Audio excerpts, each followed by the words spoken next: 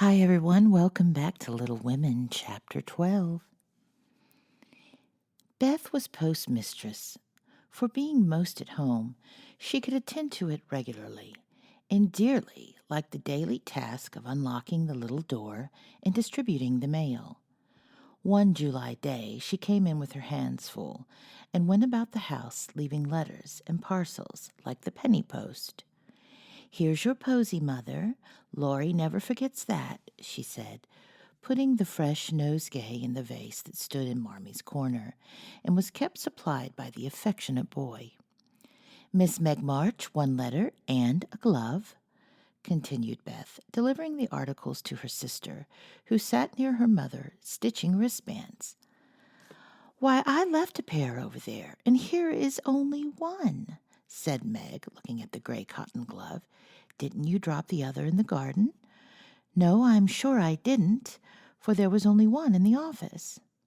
"I hate to have odd gloves." "Never mind, the other may be found. My letter is only a translation of the German song I wanted. I think Mr. Brooke did it, for this isn't Laurie's writing." Mrs. March glanced at Meg, who was looking very pretty in her gingham morning gown, with the little curls blowing about her forehead, and very womanly, as she sat sewing at her little work table, full of tidy white rolls, so unconscious of the thought in her mother's mind as she sewed and sang, while her fingers flew and her thoughts were busied with girlish fancies as innocent and fresh as the pansies in her belt, that Mrs. March smiled and was satisfied. "2 letters for Dr. Joe, a book, and a funny old hat, which covered the whole post office and stuck outside," said Beth, laughing as she went into the study where Joe sat writing. "What a sly fellow Laurie is. I said I wished bigger hats were the fashion, because I burn my face every hot day. He said, 'Why mind the fashion? Wear a big hat and be comfortable.' I said I would if I had one, and he has sent me this to try me. I'll wear it for fun and show him I don't care for the fashion." And hanging the antique broad brim on a bust of Plato, Joe read the letters. One from her mother made her cheeks glow and her eyes fill, for it said to her, "My dear, I write a little word to tell you with how much satisfaction I watch your efforts to control your temper. You say nothing about your trials, failures, or successes, and think, perhaps, that no one sees them but the friend who you help daily task. If I may trust the well-worn cover of your guidebook, I too have seen them all and heartily believe in the sincerity of your resolution, since it begins to bear fruit. Go on, dear, patiently and bravely, and always believe that no one sympathizes more tenderly with you than your loving mother." That does me good. That's worth millions of money and pecks of praise. Oh, Marmee, I do try. I will keep on trying and not get tired, since I have you to help me. Laying her head on the arms, Joe wet her little romance with a few happy tears, for she had thought that no one saw and appreciated her efforts to be good, and this assurance was doubly precious, doubly encouraging, because unexpected and from the person whose commendation she most valued. Feeling stronger than ever to meet and subdue her Apollon, she pinned the note inside her frock as a shield and a reminder, lest she be taken unaware, and proceeded to open her other letter, quite ready for either good or bad news.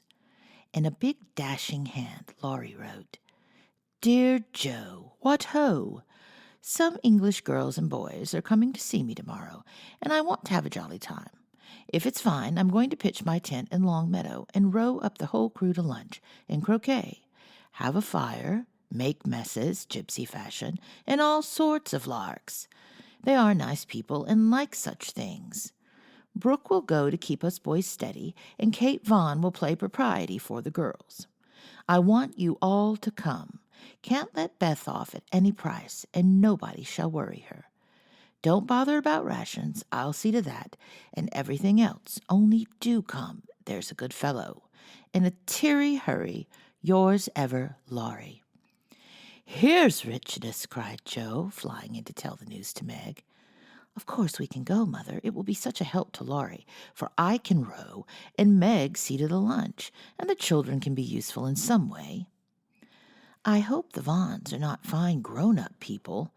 Do you know anything about them, Joe? Asked Meg. Only that there are 4 of them. Kate is older than you, Fred and Frank, twins, about my age, and a little girl, Grace, who's 9 or 10. Laurie knew them abroad and liked the boys. I fancy from the way he primmed up his mouth in speaking of her that he didn't admire Kate much. I'm so glad my French print is clean. It's just the thing, and so becoming, observed Meg complacently. Have you anything decent, Joe? Scarlet and gray boating suit, good enough for me. I shall row and tramp about, so I don't want any starch to think of. You'll come, Betty? If you won't let any boys talk to me. Not a boy. I'd like to please Laurie, and I'm not afraid of Mr. Brooke. He is so kind. But I don't want to play or sing or say anything. I'll work hard and not trouble anyone, and you'll take care of me, Joe, so I'll go. That's my good girl. You do try to fight off your shyness, and I love you for it. Fighting faults isn't easy, as I know, and a cheery word kind of gives a lift. Thank you, Mother, said Joe, gave the thin cheek a grateful kiss, more precious to Mrs. March than if it had given back the rosy roundness of her youth. I had a box of chocolate drops and the picture I wanted to copy, said Amy, showing her mail. And I got a note from Mr. Laurence asking me to come over and play to him tonight before the lamps are lighted, and I shall go, added Beth, whose friendship with the old gentleman prospered finely. Now let's fly round and do double duty today so that we can play tomorrow with free minds, said Joe, preparing to replace her pen with a broom. When the sun peeped into the girls' room early the next morning to promise them a fine day, he saw a comical sight. Each had made such preparation for the fete as seemed necessary and proper. Meg had an extra row of little curl papers across her forehead. Joe had copiously anointed her afflicted face with cold cream. Beth had taken Joanna to bed with her to atone for the approaching separation, and Amy had capped the climax by putting a clothespin on her nose to uplift the offending feature. It was one of a kind the artists used to hold paper on their drawing boards, therefore quite appropriate and effective for the purpose it was now being put. This funny spectacle appeared to amuse the son, for he burst out with such radiance that Joe woke and roused her sisters by a hearty laugh at Amy's ornament. Sunshine and laughter were good omens for a pleasure party, and soon a lively bustle began in both houses. Beth, who was ready first, kept reporting what went on next door, and enlivened her sisters' toilets by frequent telegrams from the window. There goes the man with the tent. I see Mrs. Barker doing up the lunch in a hamper and a great basket. Now Mr. Laurence is looking up at the sky and the weathercock. I wish he would go too. There's Laurie looking like a sailor. Nice boy. Oh, mercy me. Here's a carriage full of people, a tall lady, a little girl, and 2 dreadful boys. One is lame, poor thing. He's got a crutch. Laurie didn't tell me that. Be quick, girls, it's getting late. Why, there is Ned Moffat, I do declare. Meg, isn't that the man who bowed to you one day when we were shopping? So it is. How queer that he should come. I thought he was at the mountains. There's Sally. I'm glad she got back in time. Am I all right, Joe? Cried Meg in a flutter. A regular daisy. Hold up your dress and put your hat on straight. It looks sentimental tipped that way, and will fly off at the first puff. Now then, come on. Oh, Joe, you're not going to wear that awful hat. It's too absurd. You shall not make a guy of yourself, remonstrated Meg, as Joe tied down with a red ribbon the broad-brimmed, old-fashioned leghorn Laurie had sent for a joke. I just will, though, for it's capital, so shady, light, and big. It will make fun, and I don't mind being a guy if I'm comfortable. With that, Joe marched straight ahead, and the rest followed, a bright little band of sisters, all looking their best in summer suits, with happy faces under the jaunty hat brims. Laurie ran to meet and present them to his friends in the most cordial manner. The lawn was the reception room, and for several minutes a lively scene was enacted there. Meg was grateful to see that Miss Kate, though 20, was dressed with simplicity which American girls would do well to imitate, and who was much flattered by Mr. Ned's assurances that he came especially to see her. Joe understood why Laurie primmed up his mouth when speaking of Kate, for that young lady had a stand-off, don't-touch-me air, which contrasted strongly with the free and easy demeanor of the other girls. Beth took an observation of the new boys and decided that the lame one was not dreadful, but gentle and feeble, and she would be kind to him on that account. Amy found Grace a well-mannered, merry little person, and after staring dumbly at one another for a few minutes, they suddenly became very good friends. Tents, lunch, and croquet utensils having been sent on beforehand, the party was soon embarked, and the two boats pushed off together, leaving Mr. Laurence waving his hat on the shore. Laurie and Joe rowed one boat, Mr. Brooke and Ned the other, while Fred Vaughn, the riotous twin, did his best to upset both the paddling about in a wherry like a disturbed water bug. Joe's funny hat deserved a vote of thanks, for it was a general utility. It broke the ice in the beginning by producing a laugh. It created quite a refreshing breeze, flapping to and fro as she rowed, and would make an excellent umbrella for the whole party. If a shower came up, she said, Miss Kate decided that she was odd but rather clever, and smiled upon her from afar. Meg in the other boat was delightfully situated, face to face with rowers who both admired the prospect and feathered their oars with uncommon skill and dexterity. Mr. Brooke was a grave, silent young man, with handsome brown eyes and a pleasant voice. Meg liked his quiet manners and considered him a walking encyclopedia of useful knowledge. He never talked to her much, but he did look at her a good deal, and she felt sure that he did not regard her with aversion. Ned, being in college, of course, put on all the airs which freshmen think it their bounden duty to assume. He was not very wise, but very good-natured, and altogether an excellent person to carry on the picnic. Sally Gardner was absorbed in keeping her white dress clean and chattering with her ubiquitous Fred, who kept Beth in constant terror by his pranks.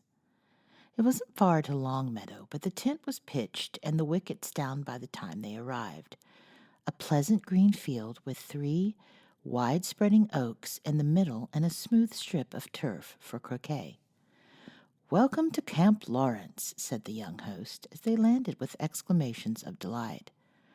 "Brooke is commander-in-chief, I am commissionary general, the other fellows are staff officers, and you ladies are company. The tent is for your special benefit, and that oak is your drawing room. This is the mess room, and the third is the camp kitchen. Now let's have a game before it gets hot, and then we'll see about dinner."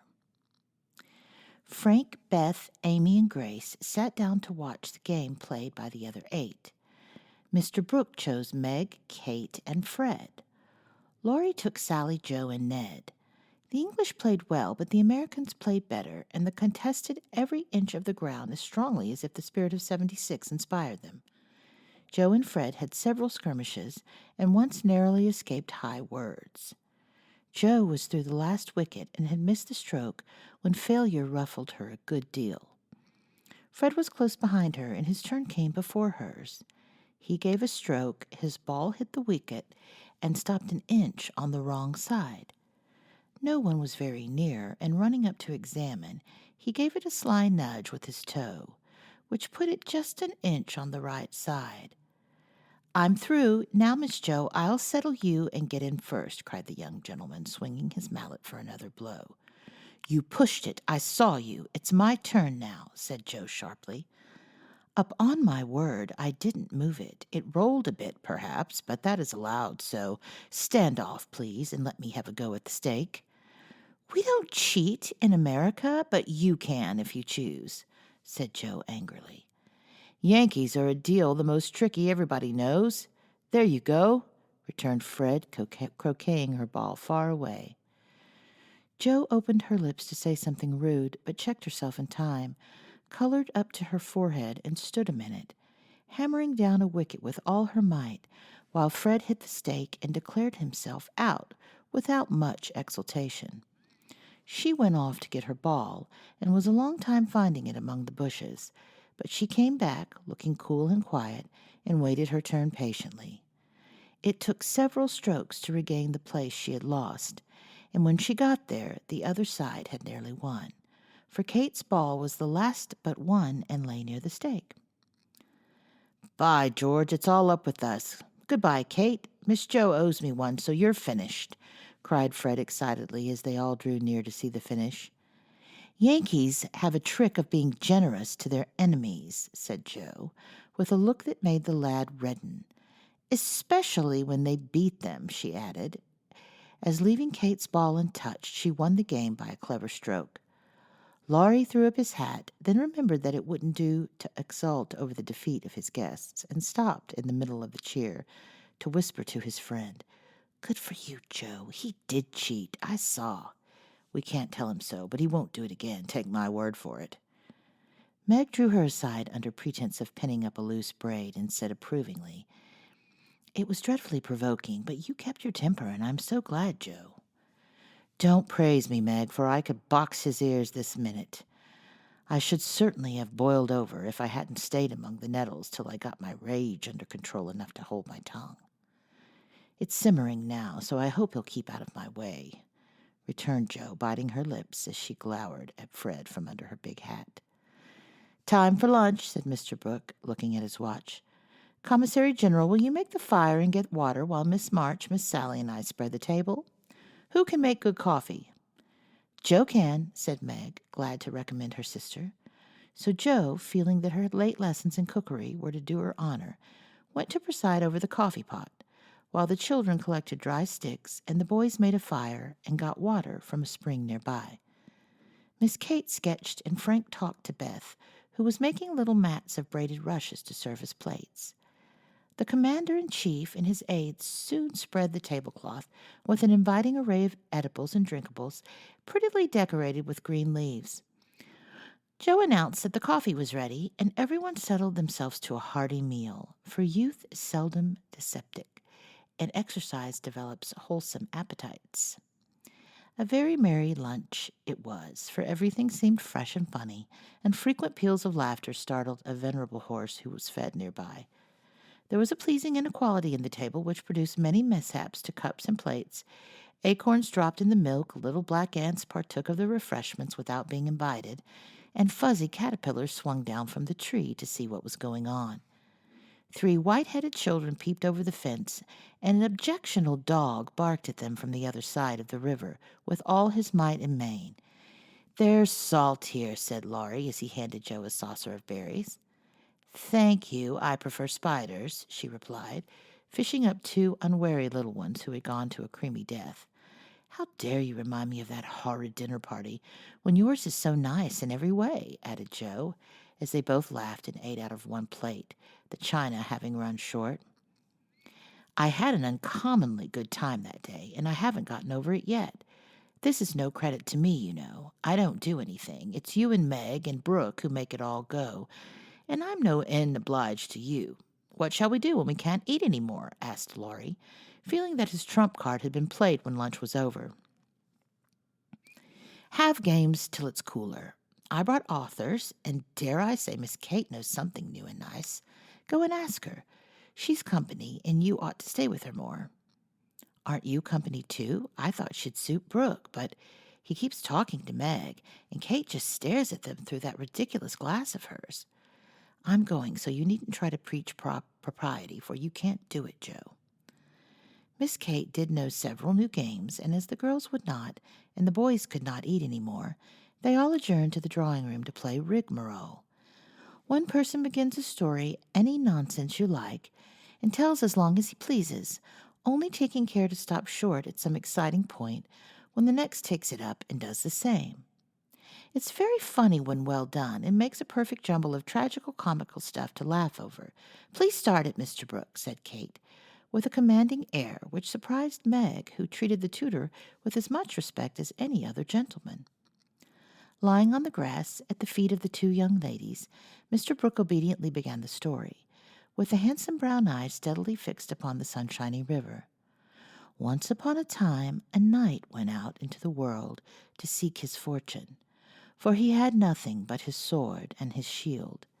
He traveled a long while, nearly 28 years, and had a hard time of it, till he came to the palace of a good old king, who had offered a reward to anyone who could tame and train a fine but unbroken colt, of which he was very fond. The knight agreed to try, and got on slowly but surely, for the colt was a gallant fellow, and soon learned to love his new master, though he was freakish and wild.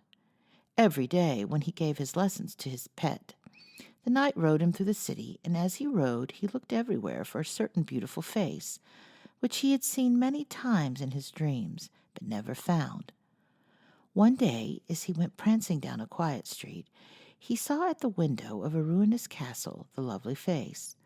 He was delighted, inquired who lived in this old castle, and was told that several captive princesses were kept there by a spell, and spun all day to lay up money to buy their liberty.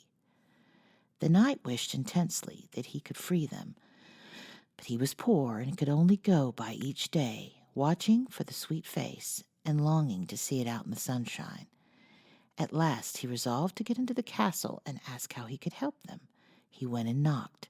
The great door flew open, and he beheld a ravishingly lovely lady, who exclaimed with a cry of rapture, "At last, at last," continued Kate, who had read French novels and admired the style. "'Tis she," cried Count Gustave, and fell at her feet in an ecstasy of joy. "Oh, rise," she said, extending a hand of marble fairness. "Never, till you tell me how I may rescue you," swore the knight, still kneeling. "Alas, my cruel fate condemns me to remain here till my tyrant is destroyed." "Where is the villain?" "In the mauve salon." "Go, brave heart, and save me from despair. I obey and return victorious or dead." With these thrilling words he rushed away, and flinging open the door of the mauve salon was about to enter when he received a stunning blow from the big Greek lexicon, which an old fellow in a black gown fired at him, said Ned. Instantly Sir What's-his-name recovered himself, pitched the tyrant out of the window, and turned to join the lady, victorious, but with a bump on his brow, found the door locked, tore up the curtains, made a rope ladder, got halfway down when the ladder broke, and he went head first into the moat, 60 feet below. Could swim like a duck, paddled round the castle till he came to a little door guarded by two stout fellows, knocked their heads together till they cracked like a couple of nuts. Then, by a trifling exertion of his prodigious strength, he smashed in the door, went up a pair of stone steps covered with dust a foot thick, toads as big as your fist, and spiders that would frighten you into hysterics, Miss March. At the top of these steps came a plump upon a sight that took his breath away and chilled his blood. A tall figure all in white, with a veil over its face and a lamp in its wasted hand, went on Meg. It beckoned, gliding noiselessly before him down a corridor as dark and cold as any tomb. Shadowy effigies in armor stood on either side. A dead silence reigned. The lamp burned blue, and the ghostly figure, and anon, turned its face toward him, showing the glitter of awful eyes through its white veil. They reached a curtained door, behind which sounded lovely music. He sprang forward to enter, but the spectre plucked him back, and waved threateningly before him. "A snuff-box," said Joe, which convulsed the audience.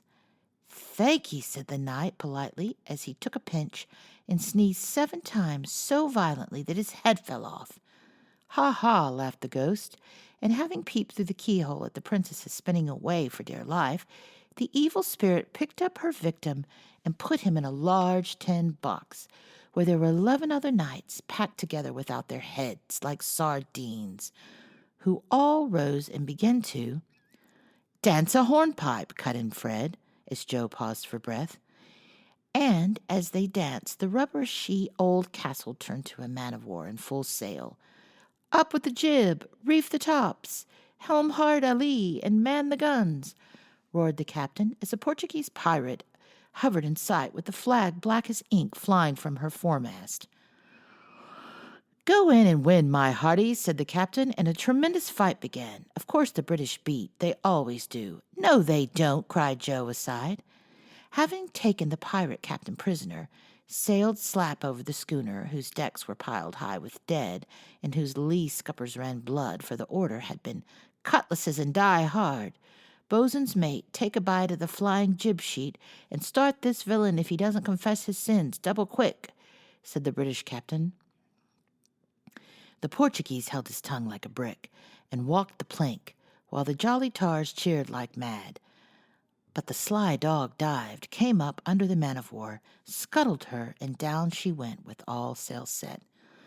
To the bottom of the sea, where— "Oh, gracious, what shall I say?" cried Sally, as Fred ended his rigmarole, in which he had jumbled together pell-mell nautical phrases and facts out of one of his favorite books. Well, they went to the bottom, and a nice mermaid welcomed them, but was much grieved on finding the box of headless knights, and kindly picked them in brine, hoping to discover the mystery about them, for being a woman she was curious. By and by a diver came down, and the mermaid said, "I'll give you a box of pearls if you can take it up," for she wanted to restore the poor things to life, and couldn't raise the heavy load herself. So the diver hoisted it up, and was much disappointed on opening it to find no pearls.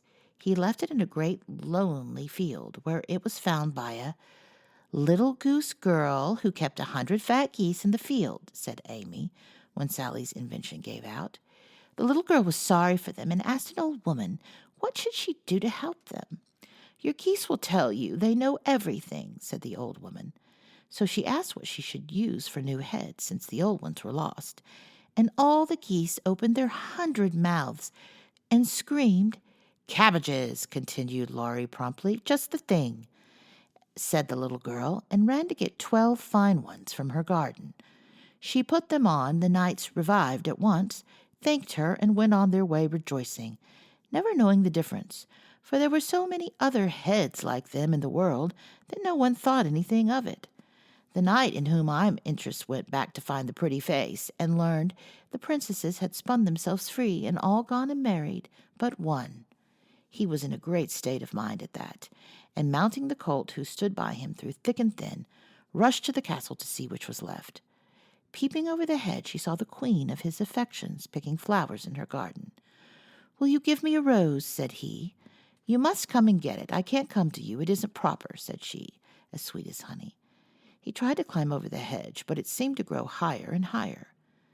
Then she tried to push through, but it grew thicker and thicker, and he was in despair. So he patiently broke twig after twig, till he had made a little hole through which he peeped, saying imploringly, "Let me in, let me in." But the pretty princess did not seem to understand, for she picked her roses quietly, and left him to fight his way in. Whether he did or not, Frank will tell you. "I can't. I'm not playing. I never do," said Frank, dismayed at the sentimental predicament out of which he was to rescue the absurd couple. Beth had disappeared behind Joe, and Grace was asleep. "So the poor knight is to be left sticking in the hedge, is he?" said Mr. Brooke, watching the river and playing with the wild rose in his buttonhole. "I guess the princess gave him a posy and opened the gate after a while," said Laurie, smiling to himself as he threw acorns at his tutor. "What a piece of nonsense we have made. With practice we might do something quite clever. Do you know truth?" "I hope so," said Meg soberly. "The game, I mean." "What is it?" said Fred. "Why, you pile up your hands, choose a number, and draw it in turn, and the person who draws at the number has to answer truly any question put by the rest. It's great fun." "Let's try it," said Joe, who liked new experiments. Miss Kate and Mr. Brooke, Meg, and Ned declined, but Fred, Sally, Joe, and Laurie piled and drew, and the lot fell to Laurie. "Who are your heroes?" asked Joe. "Grandfather and Napoleon." "Which lady here do you think prettiest?" said Sally. "Margaret." Which do you like best? From Fred. Joe, of course.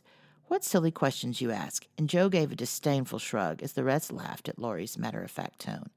Try again. Truth isn't a bad game, said Fred. It's a very good one for you, retorted Joe in a low voice. Her turn came next. What is your greatest fault? Asked Fred, by the way of testing in her virtue he lacked himself. A quick temper. What do you most wish for? Said Laurie.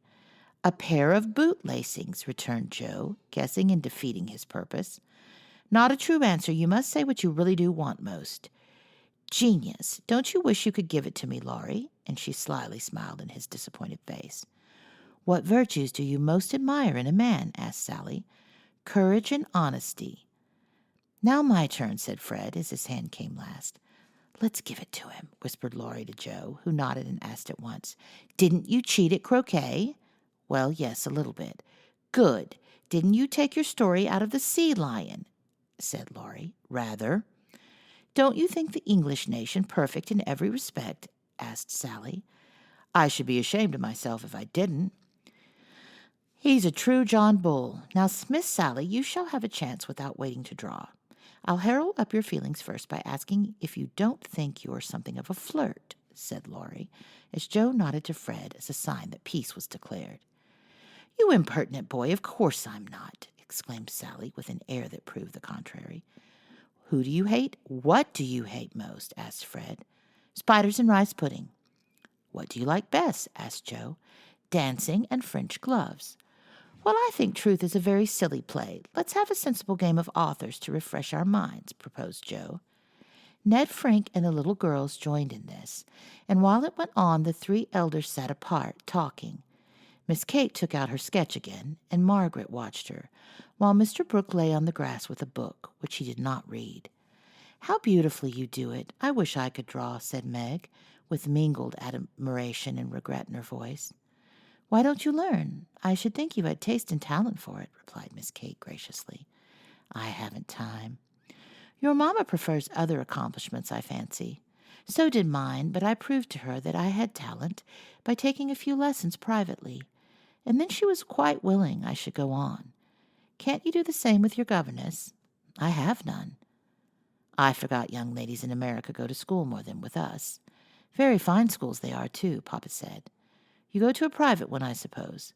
I don't go at all. I'm a governess myself. Oh, indeed, said Miss Kate, but she might as well have said, Dear me, how dreadful, for her tone implied it, and something in her face made Meg color and wish she had not been so frank. Mr. Brooke looked up and said quickly, Young ladies in America love independence as much as their ancestors did, and are admired and respected for supporting themselves. Oh, yes, of course, it's very nice and proper in them to do so. We have many most respectable and worthy young women who do the same, and are employed by the nobility, because, being the daughters of gentlemen, they are both well-bred and accomplished, you know, said Miss Kate in a patronizing tone that hurt Meg's pride, and made her work seem not only more distasteful, but degrading. Did the German song suit Miss March? Inquired Mr. Brooke, breaking an awkward pause. Oh, yes, it was very sweet, and I'm much obliged to whomever translated it for me. And Meg's downcast face brightened as she spoke. Don't you read German? Asked Miss Kate with a look of surprise. Not very well. My father who taught me is away, and I don't get on very fast alone, for I've no one to correct my pronunciation. Try a little now. Here's Schiller's Mary Stuart, and a tutor who loves to teach, and Mr. Brooke laid his book on her lap with an inviting smile. It's so hard, I'm afraid to try, said Meg, grateful, but bashful in the presence of the accomplished young lady beside her. I'll read a bit to encourage you, and Miss Kate read one of the most beautiful passages in a perfectly correct, but perfectly expressionless manner. Mr. Brooke made no comment as she returned the book to Meg, who said innocently, I thought it was poetry. Some of it is. Try this passage. There was a queer smile about Mr. Brooke's mouth as he opened at poor Mary's lament. Meg obediently followed the long grass blade which her new tutor used to point with, read slowly and timidly, unconsciously making poetry of the hard words, by the soft intonation of her musical voice. Down the page went the green guide, and presently, forgetting her listener in the beauty of the sad scene, Meg read as if alone, giving a little touch of tragedy to the words of the unhappy queen. If she had seen the brown eyes then, she would have stopped short, but she never looked up, and the lesson was not spoiled for her. "Very well indeed," said Mr. Brooke as she paused, quite ignoring her many mistakes and looking as if he did indeed love to teach. Miss Kate put up her glass, and having taken a survey of the little tableau before her, shut her sketchbook, saying with condescension, "You've a nice accent and in time will be a clever reader. I advise you to learn, for German is a valuable accomplishment to teachers. I must look after Grace. She's romping." And Miss Kate strolled away, adding to herself with a shrug, "I didn't come to chaperone a governess, though she is young and pretty. What odd people these Yankees are. I'm afraid Laurie will be quite spoiled among them." "I forgot that English people rather turn up their noses at governesses and don't treat them as we do," said Meg, looking after the retreating figure with an annoyed expression. "Tutors also have rather a hard time of it here, and as I know to my sorrow, there's no place like America for us workers, Miss Margaret." And Mr. Brooke looked so contented and cheerful that Meg was ashamed to lament her hard lot. "I'm glad I live in it, then. I don't like my work, but I get a good deal of satisfaction out of it after all, so I won't complain. I only wished I liked teaching as you do." "I think you would if you had Laurie for a pupil. I shall be very sorry to lose him next year," said Mr. Brooke, busily punching holes in the turf. "Going to college, I suppose?" Meg's lips asked the question, but her eyes added, "And what becomes of you?" "Yes, it's high time he went, for he's ready, and as soon as he's off I shall turn soldier. I'm needed." "I'm glad of that," exclaimed Meg. "I should think every young man would want to go, though it is hard for neither the mothers and sisters who stay at home." She added sorrowfully, "I've neither, and very few friends to care whether I live or die," said Mr. Brooke rather bitterly, as he absently put the dead rose in the hole he had made and covered it up like a little grave. "Laurie and his grandfather would care a great deal, and we should all be very sorry to have any harm happen to you," said Meg heartily. "Thank you, that sounds pleasant," began Mr. Brooke, looking cheerful again. But before he could finish his speech, Ned, mounted on the old horse, came lumbering up to display his equestrian skill before the young ladies, and there was no more quiet that day. "Don't you love to ride?" asked Grace of Amy, as they stood resting after a race round the field with the others, led by Ned. "I dote upon it. My sister Meg used to ride when Papa was rich, but we don't keep any horses now, except Ellen Tree," added Amy, laughing. "Tell me about Ellen Tree. Is it a donkey?" asked Grace curiously. "Why, you see, Joe is crazy about horses, and so am I, but we've only got an old side saddle and no horse. Out in our garden is an apple tree that has a nice low branch, so Joe put the saddle on it and fixed some reins on the part that ties up. We bounce away on Ellen Tree whenever we like." "How funny!" laughed Grace. "I have a pony at home and ride nearly every day in the park with Fred and Kate. It's very nice for my friends to go, and the row is full of ladies and gentlemen." "Dear, how charming! I hope I shall go abroad some day, but I'd rather go to Rome than the row," said Amy, who had not the remotest idea what the row was, and wouldn't have asked for the world. Frank, sitting just behind the little girls, heard what they were saying and pushed his crutch away from him with an impatient gesture as he watched the active lads going through all sorts of comical gymnastics. Beth, who was collecting the scattered author cards, looked up and said in her shy yet friendly way, "I'm afraid you're tired. Can I do anything for you?" "Talk to me, please. It's dull sitting by myself," answered Frank, who had evidently been used to being made much of at home. If he asked her to deliver a Latin oration, it would not have seemed a more impossible task to bashful Beth. But there was no place to run to, no Joe to hide behind now, and the poor boy looked so wistfully at her that she bravely resolved to try. "What do you like to talk about?" she asked, fumbling over the cards, and dropping half as she tried to tie them up. "Well, I like to hear about cricket and boating and hunting," said Frank, who had not yet learned to suit his amusements to his strength. "My heart, what shall I do? I don't know anything about them," thought Beth, and forgetting the boy's misfortune in her flurry, she said, hoping to make him talk, "I never saw any hunting, but I suppose you know all about it." "I did once, but I can never hunt again, for I got hurt leaping a confounded 5-barred gate, so there are no more horses and hounds for me," said Frank, with a sigh that made Beth hate herself for her innocent blunder.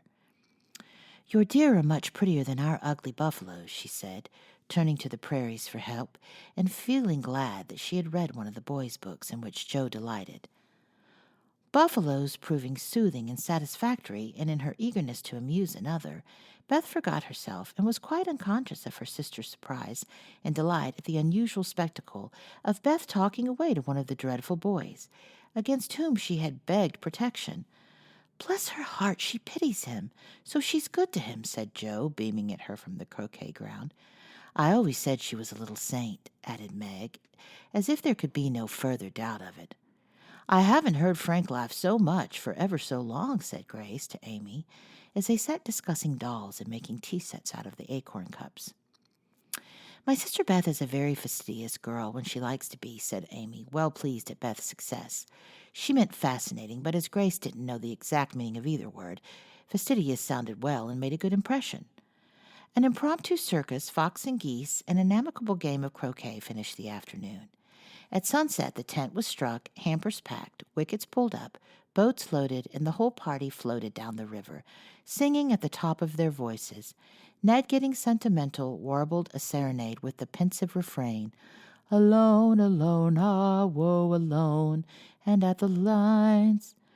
We each are young, we each have a heart. Oh, why should we stand thus coldly apart?" He looked at Meg with such a lackadaisical expression that she laughed outright and spoiled his song.